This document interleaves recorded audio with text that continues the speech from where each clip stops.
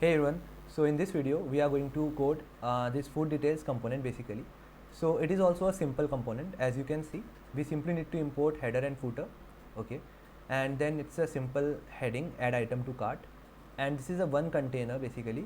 Using display flex, we will be placing image over here and few like headings, like few content over here like name, price, description and rating of this item, and below this we have this three buttons: go to cart, add item, remove item. Okay, so let's code this. So this is our food details component and we are going to coding and we will be doing that code over here. So let's add few classes over here first. So this is the display flex property and this is the food details outer class that we are going to be adding in food details.css. Okay, let's add few more divs, okay, for the background color purpose and all. And over here we'll be needing this header component also. Let's include it. Okay, cool. And over here we'll be needing that footer component. Let's import that too. Okay, cool. Okay, so after this let's add the property for this div. So we have to give it a class name of food details. Okay, inside this we will be having one more div, and inside this we will be having another div. Okay, so basically this div will have a class name of container. So container is a CSS property that Bootstrap provides us. What it does is it will be providing us a particular width, okay, a responsive width, and it will be providing the padding, okay, like some amount of padding from left and right. Okay, so let's add it, container, and we will be having margin bottom of 5. Okay, and this similar we will be needing once more. Okay, okay, so after this we have to code this, okay, this title. Let's add this. Okay, cool. So we have this h4 tag with class name of my4 and phone weight of 600 and add item to cart. Okay, cool. Now we will be having another div, and now actual code starts from here. Okay, so this is the div for this container basically. Let's add the class name. So guys, row, once again this is the class name that Bootstrap provides us. Okay, so it also has the display flex property and some other properties also. Okay, so friends, now let's add quickly another div, and inside that we will be having our img tag. Okay, so let's add the class property. Okay, cool. So friends, this is the class provided by Bootstrap. Basically it is also helpful in responsiveness, and in Bootstrap the entire window is actually divided into 12 columns. Okay, so on the basis of that we get all these properties depending upon the breakpoints, like medium, okay, XL, large, L, SM for small, okay, all that. So if you are not getting it, kindly go through that Bootstrap grid system. Okay, and this is the cursor pointer symbol.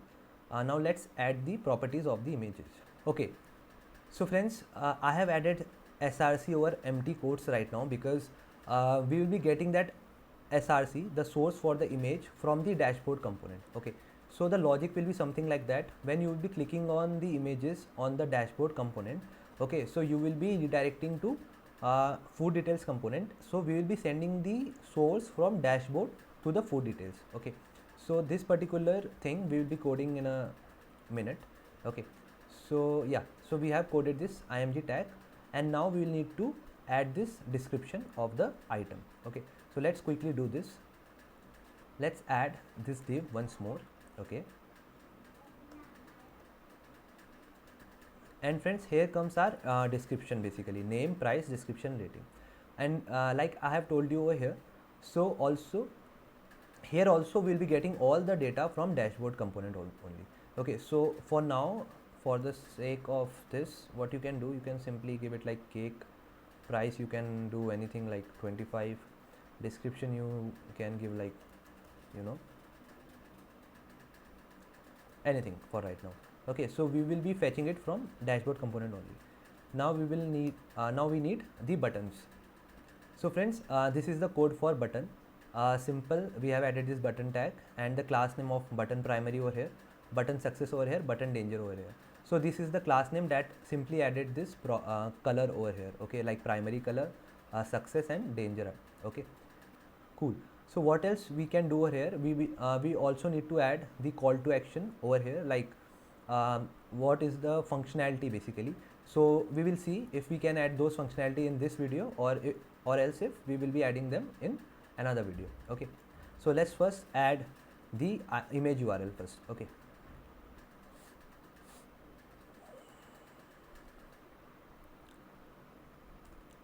so friends, inside this dashboard component, first we will be needing this use navigate. Okay, because with the help of this only we can navigate to food details component. Now let's add this const. Cool.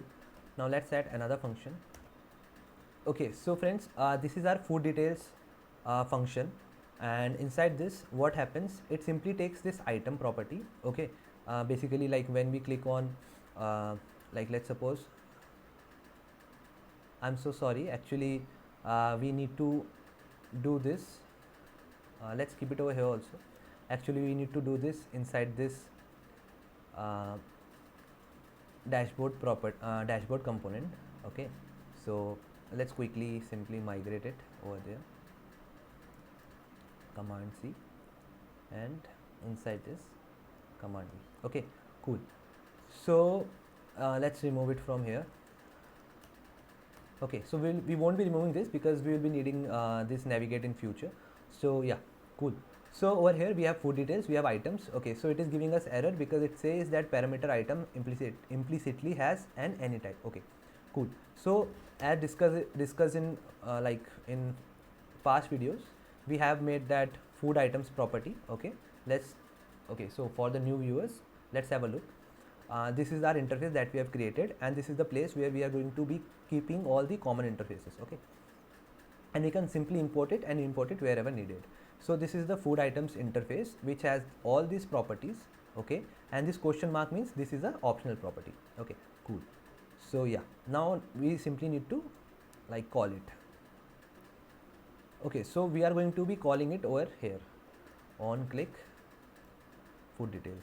Okay, so guys, it's giving error because it needs that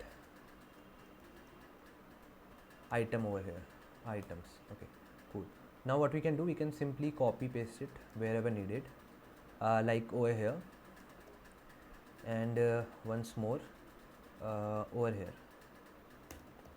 Okay, cool. Now let's quickly check if it is working as expected or not. Okay, cool. So it is working as expected, and our food details look a bit messy. Okay, so what we are going to do, we are going to add the CSS properties quickly. Okay, so let's go to food details, and let's go to food details.css. So friends, this is the CSS for food details. This is the outer container, simple flex direction column, and a height of 100 view height, and the food details, simple background and flex and overflow y auto, and a font weight of 600. Okay, so let's quickly import it also. Let's see. Yeah, cool. So as you can see, this is the UI after importing food details.css. Okay, earlier it was looking a big mess, but now it looks like we can see it actually. Okay, so quickly like bring in the image. So guys, to bring in the image, okay, so what we are doing over here, let me show you. We are simply navigating to food details. Okay, we are not simply navigating to food details, we are also sending a state. Okay, so we are sending a state, and inside that state we are sending an item to this food details component. Okay, so we are sending it. Okay, now there should be a way of receiving it. So how we can receive it? We can receive it using location property. Okay, so let's quickly do that.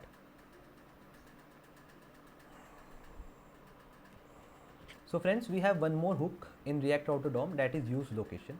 Okay, and like similar to you const navigate, we will have to use like basically this use location has several properties. Okay, so we will be destructuring one of the property, and that is the state property. Okay, so we can access that state property using use location. Okay, so friends, now as we all know, we need to have one more thing. Okay, so we are passing item over here, so we have that URL of the image inside this URL property. So what we can do over here, we can simply add state.url. Okay, cool. So but yes, but it is saying that object is of type unknown. So what we need to do, we need to cast it basically, like we need to cast it basically, like we need to say that yes, it includes all these types. Okay, like URL, food item, and all those types. Okay, so for that we will be needing to make another interface. Let's quickly make that one also. So we are going to make an interface of location. Okay, and guys, here I am going to use the generic. Okay, generic is like we all have studied it in like object oriented programming, like in Java. So generic means you can simply create another function without caring about the type it takes, like without caring about the type of data that can be passed to it. Okay, it can be either array of string, array of number. So when you do not know that what will be the type, you simply use generics in those cases. Okay, so first we will be adding the property that actually exists inside this use location.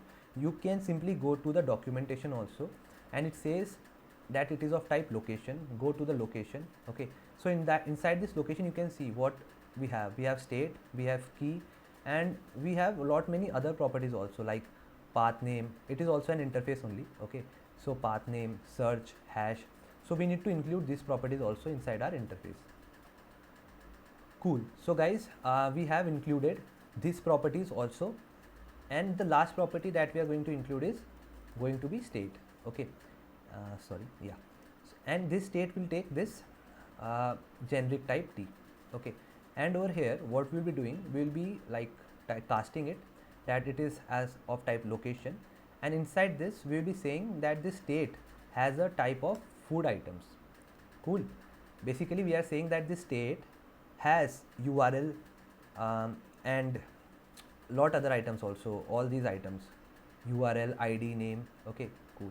I hope this concept of generics, like I'm able to make you understand this concept of generics. Basically what we have done, it is a simple interface and we do not know the type, so we have simply given as T, and we can pass any like type from here. Okay, and assign it to this state.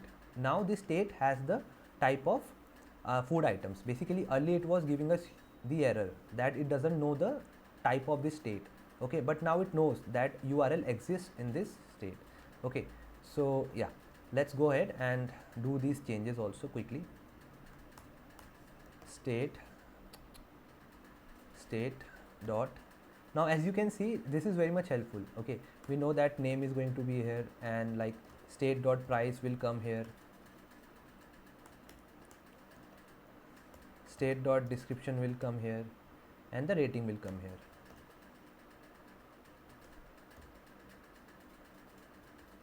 Okay, cool.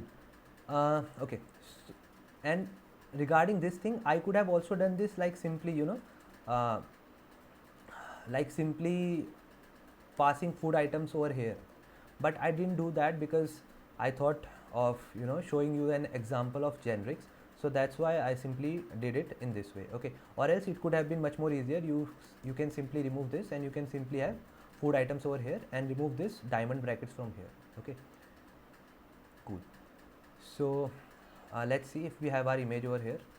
Okay, so cool. So this is our home page. Okay, let's navigate to food details, and the UI looks beautiful. We have this add item to cart, we have this image, and we have all these descriptions over here. Okay, and all the descriptions are coming from dashboard component. Okay, like macaroni 150, yummy, and 4.5. Okay, cool. One more thing we can do, we can like add this functionality for go to cart at least. Okay, so on click go to cart, and let's create this function.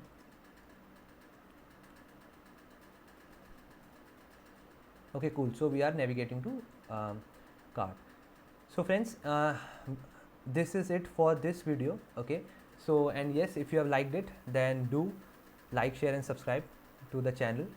And one more thing, in the next video we'll be coding the cart component and most probably the logic for add item and removing item. Okay, So thank you for watching.